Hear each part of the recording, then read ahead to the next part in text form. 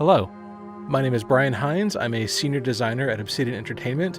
Today we're going to show you a glimpse into the outer worlds, showing you the same thing we showed behind closed doors at E3. Hope you enjoy it.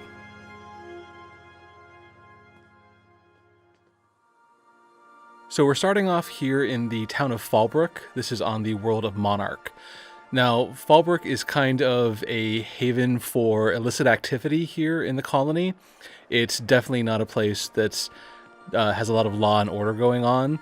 The town of Fallbrook is run by a company called Sublight Salvage and Shipping.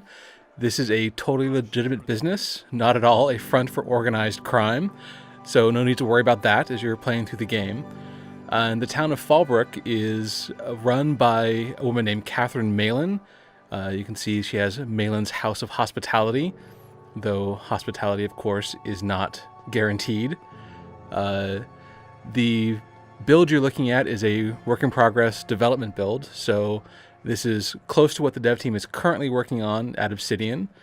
We're here in the town of Fallbrook trying to raise money for some quests we're on, and we're going to talk to Catherine and see if she has any jobs available for us.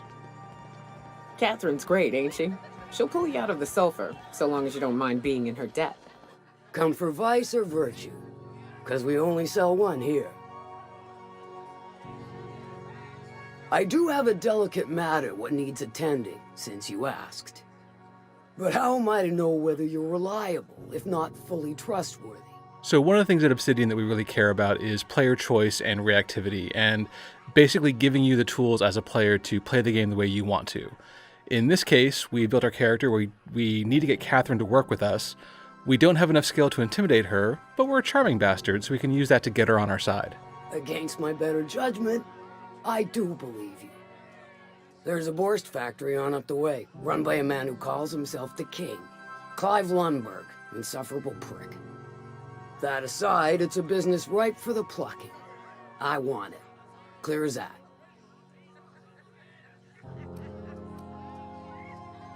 Stars, I hope so. Clive Lumbergh, the self-proclaimed Bourse King of Monarch, is swimming in profit and drowning in his ego. He's making the only meal to be had this side of Monarch, and I'm tired of ponying up for my dinner. I want that Bourse Factory, owner dead or alive. And you're the soon-to-be handsomely paid fucker who's gonna get it for me.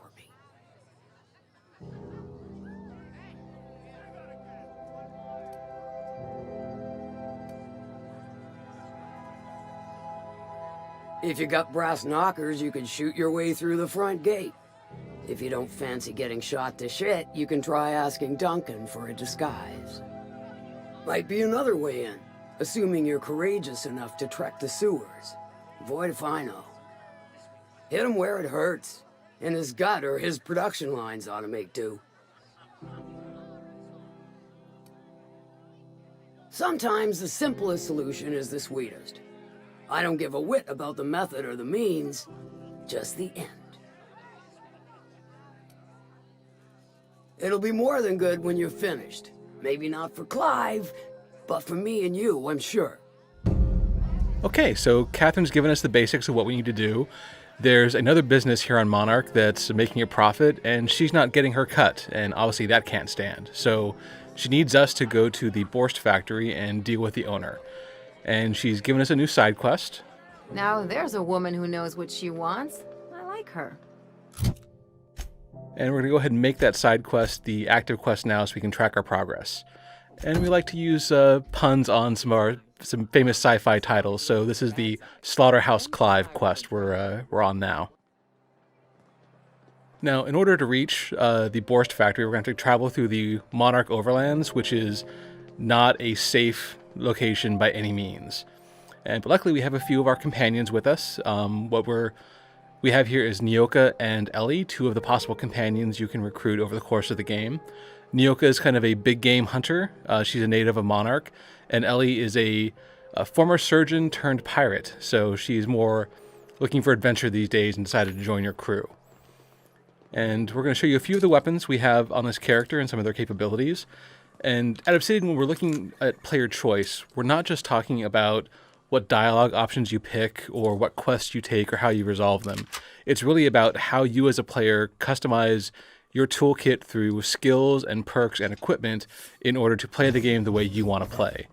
And in this case, we've focused this character on building up our technology skills, things like engineering and science, which allow us to modify these weapons to do increased damage, greater range, and different damage types entirely. And through our science skill, we've tinkered with the level of the weapons, allowing them to be more powerful and more deadly over the course of the game. So here we've left the town of Fallbrook, and now we're on the Monarch Wilderness, the Overlands. And give you a bit of background about Monarch itself. This was actually the first planet terraformed in the Halcyon colony. It's a moon that orbits one of the main gas giants in the colony, which you can see in the sky there. Now, the original plan was that the terraforming process would wipe out the native plants and animals and replace them with Earth species. That didn't quite work out the way they planned. Instead, the native species grew much bigger, much tougher, and a lot more vicious. And this caused the corporate board, which runs the Halcyon colony, to decide to abandon the planet and all the colonists who left behind, except for one corporation, the Monarch Stellars Industries, who stayed behind and claimed the planet as their own. Now, we come across a bandit blockade here on the road, and we're showing you one of the features of the game. This is our tactical time dilation system. This basically, your character is suffering from hibernation sickness because you've been traveling from Earth to this colony for about 70 years. And it allows you basically to slow down time, your perception of time. It's brain damage, but it's a positive effect of brain damage. And what we just showed you was actually one of our companion abilities. Nyoka has her machine gun attack that basically can do a lot of damage against an enemy. For this character, we focused on our leadership skills. And the leadership skills are ones that actually make your companions stronger and more durable in combat. And because we focused on those abilities, we were able to unlock that companion attack that we just demonstrated for you. Now, here is one of the native species of Monarch that I was talking about. These are the mantisaurs. That's actually a manta queen we're showing you there. These are, again, before the terraforming process, they were a small insect-like race. Now they're huge, bigger than humans, incredibly territorial and aggressive, and very tough. So we're going to avoid them and try not to get them to attack. We probably wouldn't survive the encounter. And it looks like we're coming up on another blockade here, and looks like, yep, there's a few more marauders there doing a blockade in the street. Now, for this character, because we've invested points into our weapon skills, beyond just making our weapons more effective, we've also unlocked the ability to do location-based hits and effects, like being able to aim at an arm and maim somebody, or shoot them in the head and blind them if it doesn't kill them outright. And this allows us to start combat off by weakening our enemies if we're not killing them directly, and allows us to do different effects based on the type of enemy. Like we can cripple an enemy who might be a melee attacker, making them slower to run towards you and attack.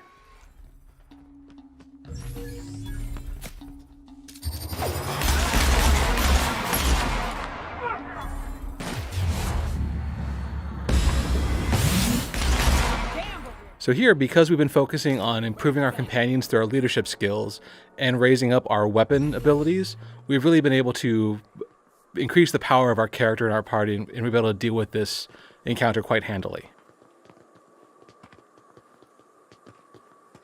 So we're coming up on the Bourse Factory here. This is where Catherine has sent us to deal with the problem she's having.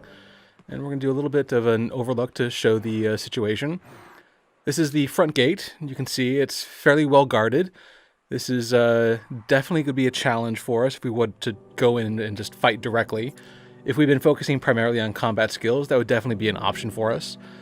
But when we were talking with Catherine, she did mention the possibility of a back entrance. So we're going to go take a look and see if we can find that.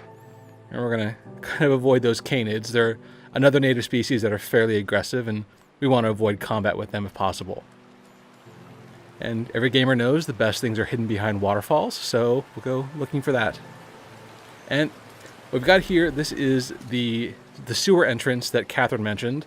Unfortunately, with that red glow indicates it's locked, and we're not going to be able to lockpick our way to go into the sewer entrance because haven't been focusing on that skill for this character. So we're going to have to go through the front gate. Now again, we could go in guns blazing, but we have other tools at our disposal. On a previous quest, we gained a new item, a piece of prototype technology called the Holographic Shroud. This allows us to generate a holographic disguise around ourselves and our companions, and allows us to enter restricted areas and appear to be one of the people who work in that area. So allows us to, rather than being attacked outright, be challenged and talk our way out of the situation. Ah, you must be a part of the new line shift. Don't tell me you lost your key card already. A lost card's worth 2 infractions, you know.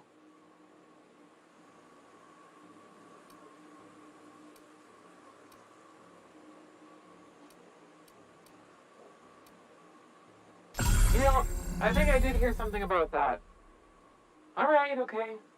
So here we're able to talk our way past the guard. It allows us to bypass a very difficult combat encounter just using our conversation skills. And the holographic disguise is generated around ourselves and our party. You can see that meter at the bottom of the screen. That's the integrity of the disguise. As you're moving, the hologram starts to degrade. But you can see it's covering us, and our companions as well are now disguised and look like they are part of the facility. So we just have to plan our route carefully and make sure we can reach our destination before the disguise degrades entirely.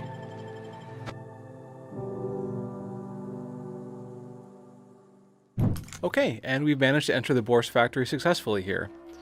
And as you can see, up ahead there's another restricted area. That hologram on the door is kind of our visual cue that our disguise is going to activate automatically. And you just saw it activate there. So because we've entered a new restricted area, the disguise has managed to recover, which allows us to sneak our way past this mechanical here. And we're able to make our way into the factory without getting into combat, thanks to our holographic shroud. Now, one of the things that we at Obsidian think makes the Outer Worlds a very special game is the dark humor and tone that Tim Kaine and Leonard Boyarsky really bring to their projects. And what you're seeing here is one of the prime examples of that. These are the cysty pigs. So these are animals that have been engineered to produce delicious borscht-flavored tumors, bacon-flavored tumors that, when they grow ripe and juicy, fall off the pigs and can be collected and processed for various borscht products, including borscht pockets, borscht and beans, and borschtwurst. And you haven't tried the worst until you've tried borschtwurst. Now that we have our disguise on, we want to try and make our way through here without getting found by any enemies. Our disguise has degraded, so we want to see if we can make our way through, but looks like, yep, we got caught by this mechanical here. Error. Employee information not found. Identify yourself.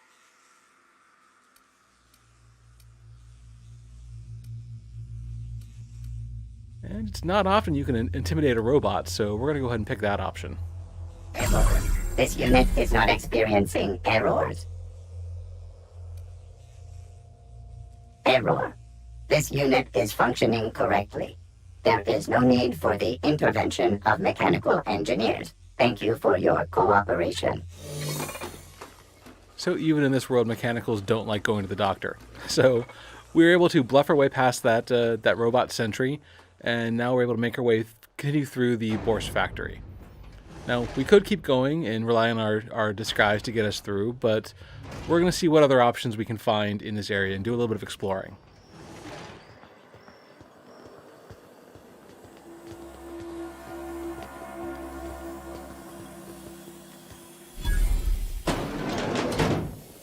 Here we found the control room for the canning facility.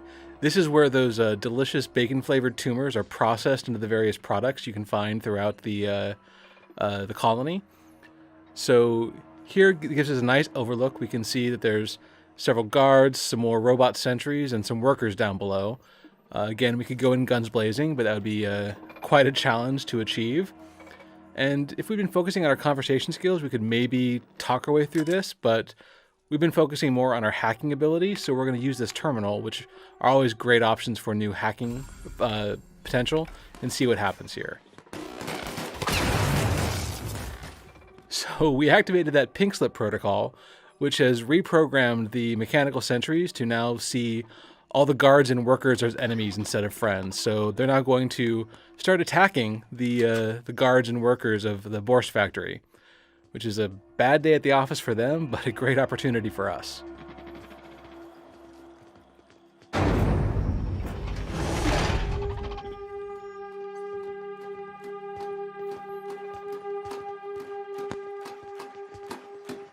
Records indicate you have already been identified as non-standard personnel. State your purpose. So we've been seen by this mechanical, and again, with our disguise, we could try and talk our way through, but you know what? We've been focusing on some of our weapon skills. Let's just go ahead and attack outright and see what happens. Alert, intruder on the premises. Instituting correctional behavior protocols.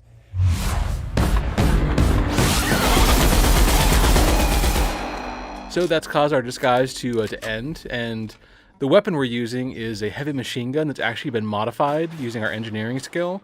It now does shock damage rather than the standard weapon damage type of this weapon, and shock damage is very effective against mechanicals, so that's a great choice to use here.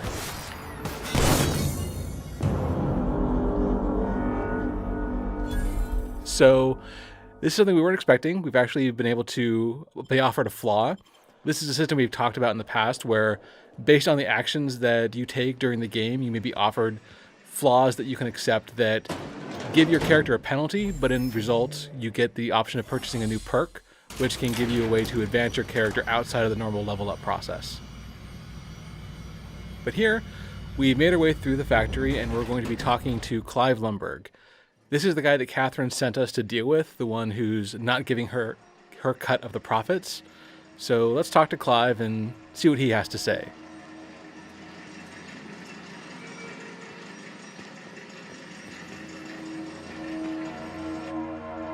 Whoa now. And just what do you figure you're doing up here? These are my private quarters, friend. I don't allow tours up here. I don't allow tours ever on deeper consideration. Certain things require a mess to do well. See, I was just killing sometime. I prefer to prepare my dinner by my own hand. Nothing like fresh and bloody Borschtwurst. Clive seems totally sane to me. I don't know why Catherine has a problem with him. I do own a factory known for specializing in the canning of Borschtwurst. On occasion, I like to imbibe other parts of the cysty pig. Did you fancy me a cannibal? Perish the thought. No, I don't eat the bodies, I disappear. A joke, that last was. So, what can I do for you? My full attention is at your disposal. I'm not saying you shouldn't vex this guy, but if you do, it's been nice knowing you. While I approve of your associate's cautious nature, I still teeter on the verge of losing my patience. Let us move forward with the present proceedings.